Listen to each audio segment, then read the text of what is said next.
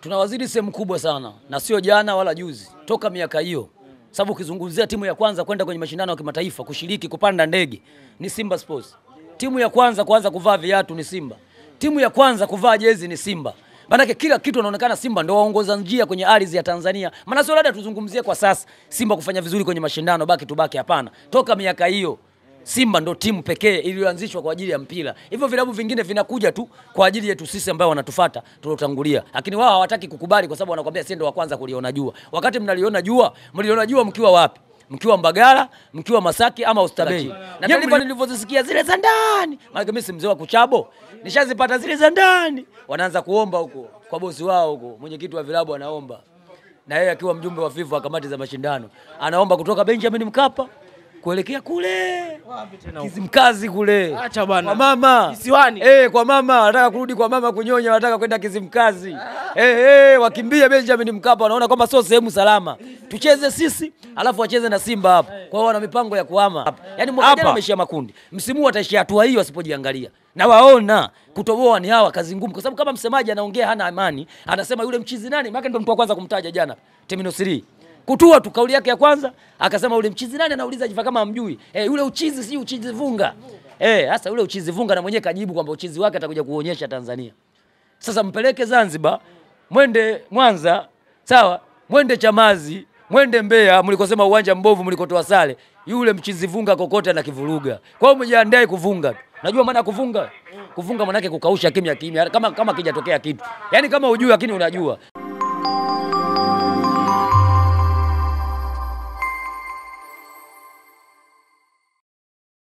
Hujambo na karibu popote pale ulipo mtazamaji wa Kajenjere TV. Karibu sana tuyazungumze yale mengi ya kimichezo. Jina langu ni Ramadhani Amin nikiwa sambamba na Mnandi JR, moja kati ya mashabiki wa Simba ambao wanajua kulizungumza vyema boli kweli kweli. Na tuko hapa anaenda kupiga yale mawe yake. Unapoenda kumsikiliza Mnandi bwana, kuna namna ana ladha yake, anaenda kupiga vitu kweli kweli. Twende tukamzungumzia na nini cha kuzungumza hii leo. Baada ya kuzungumza maneno machache kupitia Kajenjere TV baada ya Young Africans kushindwa kupata matokeo mazuri ugenini nchini Malawi kule dhidi ya Silver Striker na kukubali kichapo cha goli moja.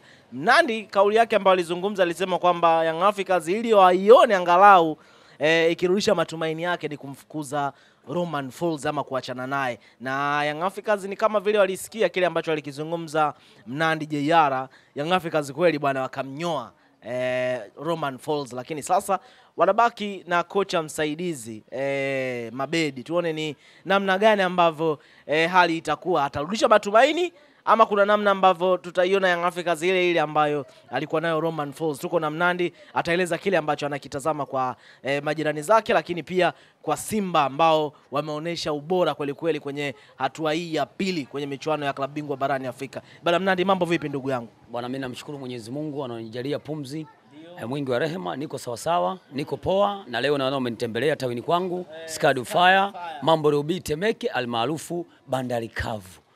Huko ndo umejichukulia utawala wako. Huko nimejichukulia ufalme wangu na nafahamika kwa jina tofauti na ile ambayo linafahamika mitandaoni kwa sasa. Jina tofauti kabisa ambayo inafahamika huko. Gani hilo? Hilo jina umaarufu wa watu kabisa, kwa sitaki kulitaja kwa sababu ni jina la umaarufu wa kampuni nyingine ambayo sio kampuni yangu ya Mnandi Junior. Kwa binafsi sasa hivi natumia jina la kampuni yangu sababu ndio ufalme wangu, lakini hilo jina la huku mtaani kama utakuja sana utawasikia jina ambayo wataniita au nitakwambia off mic. Au wakikuita mzee wa mawe? Hilo mzee wa mawe binafsi wananiitaga wengi waandishi wa habari. Ndio hilo jina wamenipa sababu wanajua mimi nagonga misumari. Kwa hiyo binafsi umenifuata na nitaendelea kugonga pale pale nilikoishia. Nilizungumza pale siku ile kwamba kwa mechi niliyoiona kama huyu Foil ama Usman Bey au mzee wa Menuno, sawa, ama Rose, maana na majina manne, kama atabaki nayo kuelekea mchezo wa hatua ya pili unaokuja hapa nyumbani, kutoboa itakuwa ngumu sana. Wakitaka wamwache kule kule, taarifa kwa umma itoke. Na kweli kama walinisikia, kama niliwapigia simu usiku ule kabla sijafika nyumbani, na iona taarifa kwa umma kwamba wameshatengana naye, maisha na wao, basi akaangalia maisha mengine kama kwenye filamu, arudi akaendelea na filamu zake, lakini Jangwani bye bye. Sasa amebaki kocha msaidizi Mabedi. Matumaini hapo Mnandi kama jirani zenu. Pamoja nilisema kwamba matumaini inawezekana yakawepo kwa kuondoka kwa Usman Bey, sawa, ama Foil, lakini kuna mtazamo mwingine nimeuangalia kwa marefu na mapana, nao unaweza kuleta mashaka wasiwepo kwenye mashindano. Nimeangalia kwa marefu na mapana. Unajua nilizungumza siku ile baada ya game, lakini kiendelea kuwafuatilia na hata jana walivyotua Terminal 3, ukiangalia ile confidence yao ya msemaji na baadhi ya viongozi wao wakizungumza, unaona kabisa utayari haupo wa kutoka hatua moja kwenda nyingine. Sababu wapo kwenye wakati mgumu na maana wamepigwa lungu kichwani, sasa wamepotea njia. Maana wenyewe walisema mfumo umekubali. Sasa tunashangaa tena huyo mwenye mfumo umekubali hayupo. Mfumo manake umegoma, mtu kaondoka. Sasa huo mfumo nani ataurudisha ili uweze kukubali? Kwa hiyo hali ninayoiona hapa Jangwani ni hali mbaya sana. Maana walikuwa nawaza kwamba Simba angetoa sare au angefungwa hata goli moja, kidogo na wao wapate kwa popumulia kwamba na wao nafasi yao ni ndogo. Lakini mwisho wa siku saizi kuti la Simba hawatoshika. Wao watashika la kwao, tuna la kwao kavu la Simba bichi. Maana wakilishika vibaya juu wanaondoka nalo mpaka chini. Na taarifa nilivyozisikia zile za ndani, maana mimi si mzee wa kuchabo, nishazipata zile za ndani. Wanaanza kuomba huko kwa bosi wao huko, mwenyekiti wa vilabu anaomba. Na yeye akiwa mjumbe wa FIFA wa kamati za mashindano, anaomba kutoka Benjamin Mkapa kuelekea kule Kizimkazi kule. Acha bwana. Kwa mama. Kisiwani. Kwa mama, wanataka kurudi kwa mama kunyonya, wanataka kwenda Kizimkazi. Wakimbia Benjamin Mkapa, wanaona kwamba sio sehemu salama. Tucheze sisi, alafu wacheze na Simba hapa. Kwa hiyo wana mipango ya kuhama hapa Dar es Salaam wahamie visiwani. Lakini hizo taarifa hazijawa official, lakini lisemwalo lipo. Na kama halipo, lipo njiani linakuja. Mimi si ndo mzee wa kuchimbua visima. Kwa hiyo hilo lipo, mtakutana nalo tu. Ndugu zetu washaanza kupata mchechetu, hata hapa hawapataki. Lakini wakumbushe kwa Wanajangwani, kwa wale labda wameanza kupatilia mpira miaka hii 2015, 16, sawa? Lakini walianza kufuatilia muda mrefu, wanajua kwamba kuhama viwanja sio dawa. Dawa ni kuwa na kikosi bora, kuwa na benchi la ufundi bora, kuwa na management bora. Sawa, mashabiki na wanachama kusimama kwenye muhimili wao. Mimi naamini unapata matokeo hata kama unacheza juu ya bahari. Unapata matokeo. Kwa hiyo uwanja sio dawa. Dawa ni wao kujipanga sawa sawa kwenda kupata matokeo. Kama kweli watahama kwenda Zanzibar, kilichowakuta 2019 zidi ya ndugu zetu ambao wameenda kumgonga SC Berkane kwenye kombe lao lile walokutana wa Champions League na washirikisho. Sawa, lile si Super Cup wenyewe wanaliita. Kapigwa chuma 1-0 na yule ambaye amesababisha Piramidi wabebe ubingwa. Fiston Kalala Mayeye, jini mmoja kutoka pale Kongo, amewasababisha Berkane wamelala mapema sana. Kwa hiyo binafsi niwaambie kwamba kipindi kile Piramidi wanakuja hapa ndo kwanza wanaanza kujifuafua. Walienda zao kule Mwanza, CCM Kirumba, wakaamini watapata matokeo. Lakini kilichowakuta Mwanza, wakapigwa chuma 2-1 nyumbani kwao, na baadhi ya mashabiki wakisema kwamba wametuaminisha tuje Mwanza, tumetumia nauli zetu, wakawa wanalia. Lakini akatokea yule jamaa zangu akigelegele akasema hakuna aliyoandikiwa barua. Sawa, umekuja mwenyewe, sawa, na timu tumeipenda wenyewe. Potelea pote, acha ituue. Kwa hiyo naamini yale maneno na vile vilio vinawezekana vikajirejea 2019. Kama wanakumbuka Piramidi aliwafanya nini kocha Mwenyiza Hela, akaenda kufukuzwa kule, maana watu wanalalamika kwamba Foili kafukuzwa wapi? Naye Mwenyiza Hela alifukuzwa kule Cairo Misri, akufukuziwa hapa Tanzania. Maana nimemsikia msemaji wangu akisema mbona yule mwajiriwa wa Tanzania kwa nini afukuziwe Malawi? Inakuaje au kaajiriwa Malawi? Akumbuke pia hata Mwenyiza Hela hakufukuziwa Tanzania, alifukuziwa Misri kwenye makao makuu ya CAF. Kwa hiyo kufukuzwa Malawi Yanga hawajaanza leo, ndio kawaida yao. Kwa hiyo jamani, kama kweli mtakimbia uwanja, manake kwanza mtakosa furaha mashabiki wenu kwenda kuiona timu yenu Benjamin Mkapa. Msianze kusafiri tena na boti mwende Zanzibar. Na kati hapa ndio uwanja mkubwa, wanaingia watu wengi. Ng'ang'anieni mashabiki, mechi pigwe kwa Mkapa. Hata mkifungwa msiba unaagwa na wengi. Msiba uagwe na watu 5. Ng'ang'anieni msiba huu tuuage wote, na sisi wana ubaya ubwela tunataka tusindikize msiba wa mtani wetu. Tunaomba mechi pigwe Benjamin Mkapa. Bwana Mnandi, kwenye wakati msimu unaanza wa 25-26 watu wengi walikuwa wanaipa sana nafasi Young Africans kwa kile ambacho kilikuwa kinaendelea kwenye klabu yao na kwa namna ambavyo usajili ulivyokuwa ukiendelea, zile competition, kwa namna ambavyo walikuwa wanaleta watu hapa. Lakini mwisho wa siku tunaanza kuona nyinyi ambao mlikuwa kama mnaona mmepigwa bao fulani hivi wana Simba, ndio tunawaona ambao mna ile ahueni ama mna ule mnaonesha ile morali kubwa ndani ya kiwanja. Kuna namna ambavyo mnawazidi wapi Young Africans kwenye michuano ya kimataifa, Mnandi? Tunawazidi sehemu kubwa sana, na sio jana wala juzi, toka miaka hiyo. Sababu ukizungumzia timu ya kwanza kwenda kwenye mashindano ya kimataifa kushiriki kupanda ndege ni Simba Sports. Timu ya kwanza kuanza kuvaa viatu ni Simba. Timu ya kwanza kuvaa jezi ni Simba.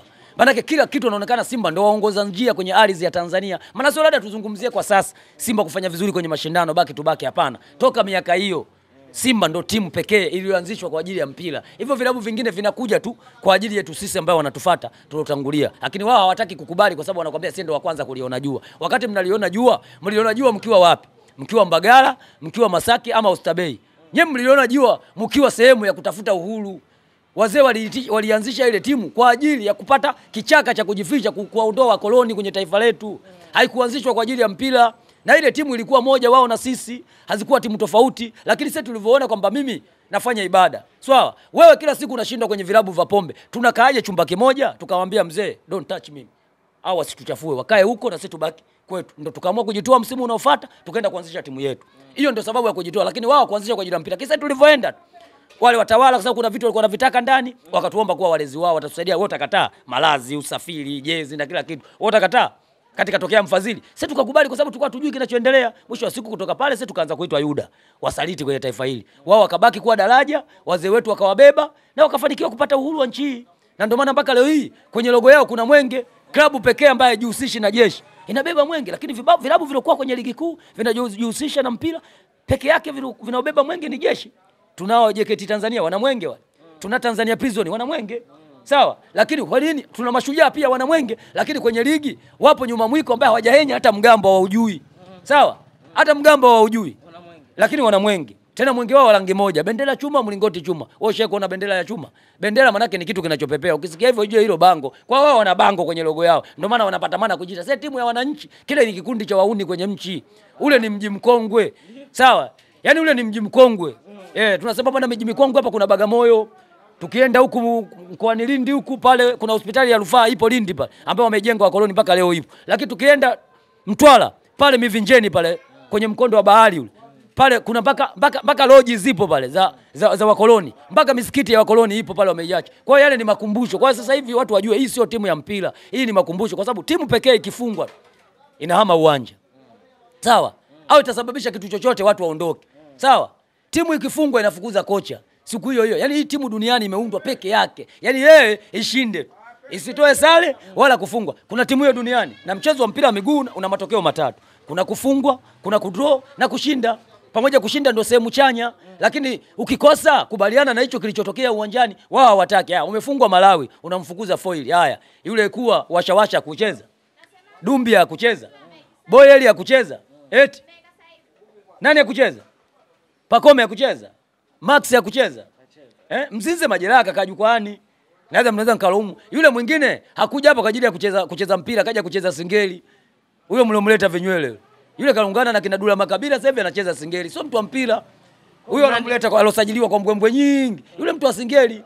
Sasa mtalaumu nini? Lakini wachezaji waliobaki wote aliowaleta Engineer Hersi wanaonekana kwenye picha wanafanya kazi. Ile waliotumwa na majina watu wamewapa kabisa. Wengine wanawaita si wengine DNA, si watu wa kupima watu.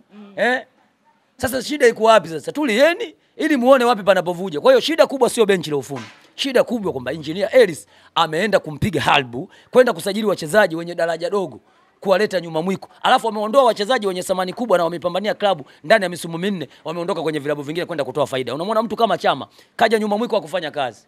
Pamoja walifunika msiba wa Manji kwa ajili ya Chama na vijora walivaa na ngoma alikamwa aliongoza msafara mtaani kumshangilia Chama, lakini Chama kaondoka bila kupewa thank you, kaenda kwa timu yao upande wa pili kule. Nadhani unapajua nyumbani kwao Singida. Chama kule ndo anaibeba Singida kombe la Kagame, yeye ndo kapiga goli zake 2 kwenye ule mchezo na ikabeba ubingwa na tuzo akachukua pale. Lakini kwenye Champions League pia kaenda Burundi, kawaweka wale wa Burundi goli safi kabisa la kibabe kama alivyokuwa Simba Sports. Lakini ashangaa wenyewe gonga wakajikanyaga kumrudishia kipa vibaya, kipa kashindwa kumiliki mpira. Wewe mao umeunasa wameenda wamerudisha goli kwa sababu ni uzembe wao tu, lakini walikuwa wanapata matokeo toka kule Burundi. Kwa hiyo naamini binafsi wameuza Mario, wameondoa Chama, wameondoa Lidia Aucho, wameondoa kiatu cha bafuni Jonas Mkude Nungunungu. Pia alikuwa anawasaidia hata mechi ile aliandika barua kwenda kasi. Mkude ndo alizima na Mamelodi Sundowns alizima hapa, alizima South Africa. Nani alikuwa majeruhi? Lidia Aucho pengo lake alikuonekana. Sasa wametoa kiatu cha bafuni, wamebaki na kiatu cha kuendea wapi? Sokoni. Sasa watatoboa. Kwa hiyo maana Yanga wameua timu, kumuondoa Lidia Aucho, kumuondoa Chama, kumuondoa Mkude. Na Aziz Ki kuuzwa kwa hela ya nyanya. Ile ndo sababu ya Yanga kufa. Kaenda kauza mali, kaenda kuchukua mashati ya mtumba. Yaani unauza shati jipya, 50,000 unaenda kuchukua shati ya shilingi 2,000. Unalipeleka kwa Dobe analifua analipiga pasi, unaweka tena dukani unasema jipi. Ndio hichi kinachoendelea sasa hizi. Mpira hujifichi, mpira unachezwa uwanjani. Kwa hiyo huyu alobaki sasa hizi, Foid kashaondoka ama Usman Bey karudi kwenye filamu zake. Sawa? Lakini hata huyu Vitanda huyu. Unamuita nani? Mabedi. So Mabedi kwa Kiswahili maana yake nini? Si Vitanda. Kwa hiyo hata hivi Vitanda hivi. vakulalia. Muda ukifika iwe kwa Mkapa iwe New Amani Zanzibar. Watu tutavilalia na vitaondoka sababu vinaonekana vina kunguni. Kwa hiyo navyo tutavibadilisha, tulete vitanda vipi? Maana majina ya ajabu ajabu. Wewe mtu unamtoa foili unaleta mabegi. Sasa mabegi ndio maana yake nini? Unaleta vitanda. Sisi tutavilalia. Na sisi tunaomba na huyu afike mwezi wa 12. Ili tumsafirishe sisi. Afike mwezi wa 12 tumsafirishe sisi. Na mimi niwaambie nyuma mwiko. Hasa hawa maifiensa wanajifanya wao kipaumbele, wanashindwa kusema ukweli. Kuna jamaa zangu wanajifanya wao wanajua sana kuzungumza. Na hata mmoja nilikuwepo naye pale siku ile kwa Jenjele. Anasema kwamba hii timu ni timu ya wanachama. Kosa kubwa sana kikanuni na kiutaratibu.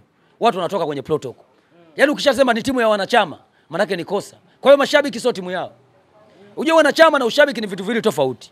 Mwanachama ni yule ambaye anaisupport timu yake kila idara. Sawa Yaani kuisupport kila idara, ambaye unailipia kadi yako, unapohitajika kwenye mikutano utatoa maoni yako, utachagua viongozi, lakini timu duniani kote haiwezi kuwa na wanachama tu. Timu lazima iwe na mashabiki. Na mashabiki ndio wana nguvu kubwa kwenye timu kwa sababu ndio wanaisupport kwenye pesa na kila kitu. Jezi wamenunua wale mafiansa peke yao.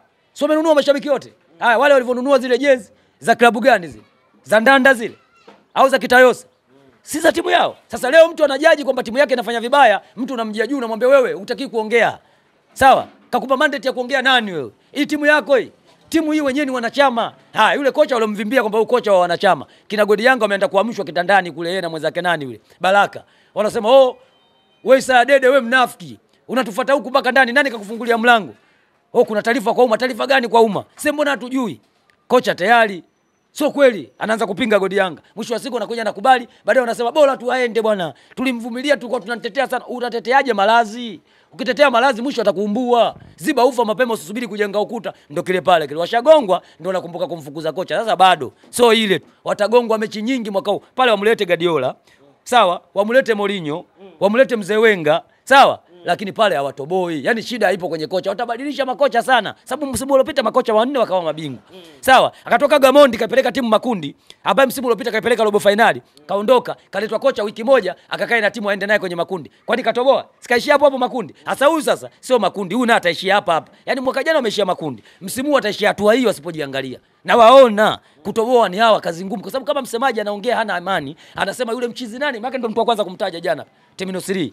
Kutua tu kauli yake ya kwanza akasema ule mchizi nani, anauliza jifa kama hamjui. Yule uchizi si uchizi vunga.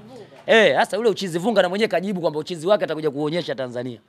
Sasa mpeleke Zanzibar, mwende Mwanza, sawa? Mwende Chamazi, mwende Mbeya, mlikosema uwanja mbovu mlikotoa sare. Yule mchizi vunga kokote na kivuruga. Kwa hiyo mjiandae kuvunga tu. Najua maana kuvunga. Kuvunga maana yake kukausha kimya kimya kama kijatokea kitu. Yaani kama hujui lakini unajua.